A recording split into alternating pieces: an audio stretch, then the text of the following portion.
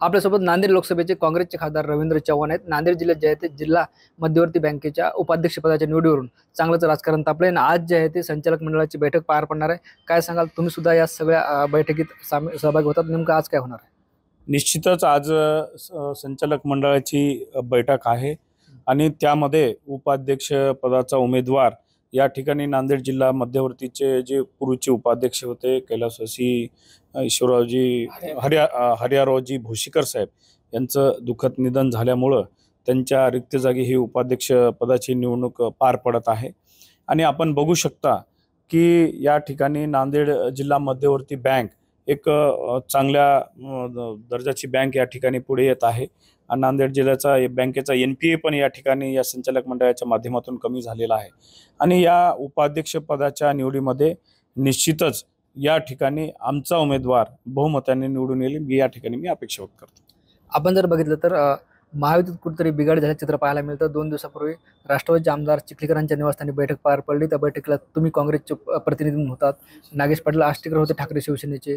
तर हे कोणाला धक्का, म्हणजे महायुतीला बिघाडी झाली नाही? या आपण जे म्हणताय, खरं तर सहकार क्षेत्रामध्ये कोणताही पक्ष नसतो। सहकार क्षेत्र हे वेगळं असतं आणि इकडे राजकीय क्षेत्र वेगळं असतंय।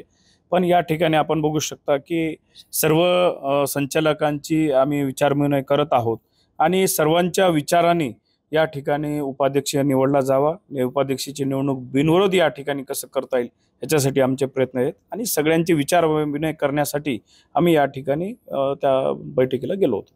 पण असं असलं तरी स्थानिक स्वराज्य संस्था निवडणुकीच्या पार्श्वभूमीवर ज्या पद्धतीनं काँग्रेस, ठाकरे शिवसेना आणि राष्ट्रवादी एकत्र आली, ही नव्या म्हणजे तिसऱ्या आघाडीची नांदी म्हणता येईल का? नाही, आता ते येणारा काळ ठरू शकेल। आता तुम्ही बघू शकता कोण कोण्या पक्षासोबत कोण युती करणार आहे तो निश्चितच येणारा काळ सांगेल। कारण आज आपण बघू शकतो की प्रत्येक पक्ष हे आपल्या स्वतःच्या बलबुत्यावर उभा टाकण्यासाठी या ठिकाणी सज्ज होत आहे। स्वबळावरचा नारा हे प्रत्येक पक्ष देत आहे। कारण मी म्हणल्याप्रमाणे ही स्थानिक स्वराज्य निवडणूक ही कार्यकर्त्यांची निवडणूक आहे आणि आमची जी प्रत्येक प्रभाग असेल, प्रत्येक जिल्हा परिषद असेल, पंचायत समिती असेल, त्या ठिकाणी इच्छुकांची संख्या खूप मोठ्या प्रमाणात आहे। प्रत्येक पक्षाकडे मागणाऱ्यांची आहे आणि मग पक्ष नेत्यांनाही त्या ठिकाणी विचार करावा लागतो किंवा हे कार्यकर्त्याची निवडणूक आहे आणि आपल्या कार्यकर्त्याला कुठं डावलता येणार नाही, म्हणून जेणेकरून प्रत्येक पक्ष आपल्या आपल्या स्वबळाच्या या ठिकाणी चाचपणी करत आहे। अशोकराव चव्हाण सुद्धा आग्रही आहेत की त्यांच्या समर्थकाची उपाध्यक्षपदी जे आहे ती वर्णी लागावी। ज्या पद्धतीने आपण बघतो तुम्ही एकत्र आलेत, अशोकराव चव्हाणांना हा श्रेय दिलाय तुम्ही, असं म्हणताय? नाही, असं काही नाहीये। कारण या ठिकाणी मी पहिलंच आपल्याप्रमाणे म्हणल्याप्रमाणे आम्ही नांदेड जिल्हा मध्यवर्तीची बँकेची जी उपाध्यक्ष पदाची निवडणूक आहे ती बिनविरोध कसं होईल ह्याच्यासाठी प्रयत्न करत आहोत आणि त्यामुळे सर्वच संचालक मंडळाची आम्ही भेटी घेत आहोत। माननीय चिखलीकर साहेबांचे काल तुम्ही म्हणलात त्याप्रमाणे घरी भेट घेतली। माननीय अशोकरावजी चव्हाण साहेब यांची सुद्धा आम्ही या ठिकाणी भेट घेतली आणि सर्वांच्या विचारानं या ठिकाणी उपाध्यक्ष निवडला जावा असं आमचं मत आहे। म्हणजे उपाध्यक्ष बिनविरोध होतील वाटतं? असं तर वाटतं आज, म्हणजे सगळ्या घडामोडून तर वाटतं की उपाध्यक्ष निवडणूक हे बिनविरोध होईल। बरं, दुसरा महत्त्वाचा विषय, राज्याचे कृषी मंत्री माणिकराव कोकाटे चक्क रमी खेळतानाचा व्हिडिओ व्हायरल झाला। काय वाटतं, यापूर्वी सुद्धा त्यांनी वादग्रस्त वक्तव्य केले होते, ते अडचणीत आले होते, आता परत हा रमी खेळतानाचा व्हिडिओ? आपण बघू शकता की महाराष्ट्रामध्ये सध्या जे विधिमंडळाचं नाटक आपण बघू शकतो की कोणते आमदार एका कर्मचाऱ्याला मारतायत, 2 आमदारांचे समर्थक त्या विधानमंडळाच्या पायऱ्यावर चक्क मारामारी भांडण करतायत आणि माननीय रोहितदादा पवार यांच्या ट्विटमधून या ठिकाणी आत्ताच आपल्या माध्यमातून मला बघायला मिळालं की महाराष्ट्राचे कृषी मंत्री सभागृहामध्ये चक्क रमी खेळताना त्या ठिकाणी दिसत आहेत। तर हे असे असंवेदनशील मंत्री या सरकारमध्ये न राहिलेलं बरं। त्यांनी त्वरित सरकारनं खरं तर त्यांचा राजीनामा घ्यायला पाहिजे। कारण माणिकरावजी कोकाटे यांचे जर मागचा 1 वर्षाचा रेकॉर्ड जर बघितला तर वेळोवेळी शेतकऱ्याविषयी वादग्रस्त वक्तव्य त्यांचे राहिलेले आहेत। त्यामुळं मी तर म्हणेल किंवा सरकारने त्यांचा राजीनामा घ्यावा आणि त्यांना घरी बसवावं। नांदेड जिल्ह्यात जूनमध्ये झालेल्या वादळी वारा व अवकाळी पावसामुळे जवळपास 4000 हेक्टरवर केळी व इतर फळबागांचं नुकसान झालं होतं। मात्र पीक विमा कंपनीने टेक्निकल कारण देत हा पीक विमा नाकारलाय। पीक विमा कंपनीचं म्हणणं असं की ताशी 40 किलोमीटरपेक्षा वेगानं वारे न वाहिल्याची नोंद जी आहे ते वेदर स्टेशनमध्ये झाली। तुम्ही सुद्धा पाहणी केली होती या सगळ्या घटनेची। मी एवढं सांगेल की जेव्हा हे वादळी वारं झालं त्याच्या दुसऱ्या दिवशी सकाळी मी त्या फील्डवर होतो।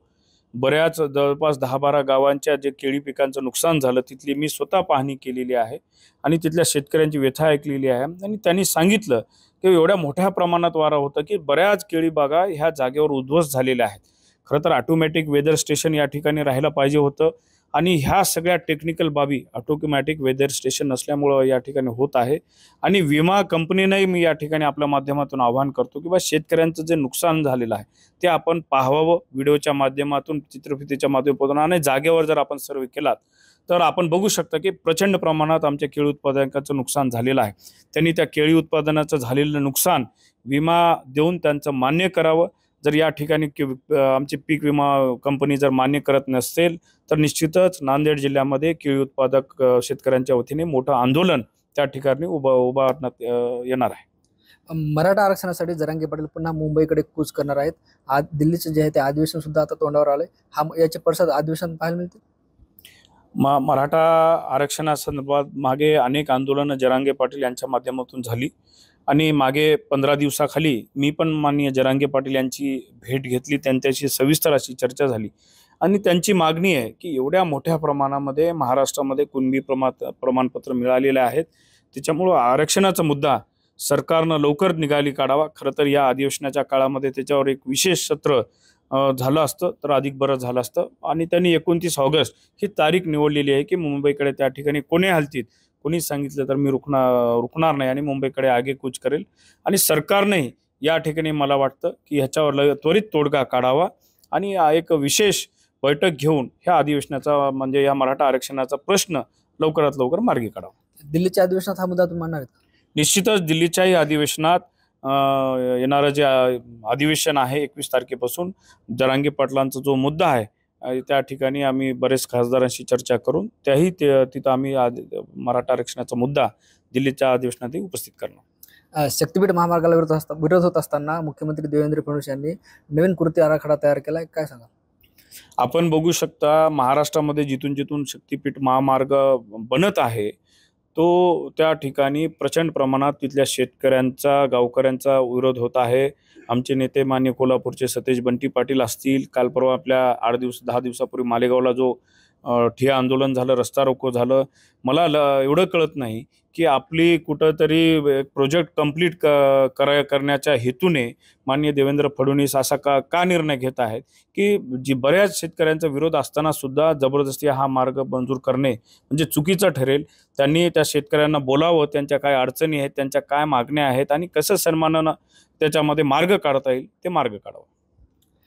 निश्चित आपण बघतो हे होते काँग्रेसचे खासदार रवींद्र चव्हाण ज्यांनी आपले संवाद साधलाय. ज्ञानेश्वर लोंढे, TVN मराठी, नांदेड.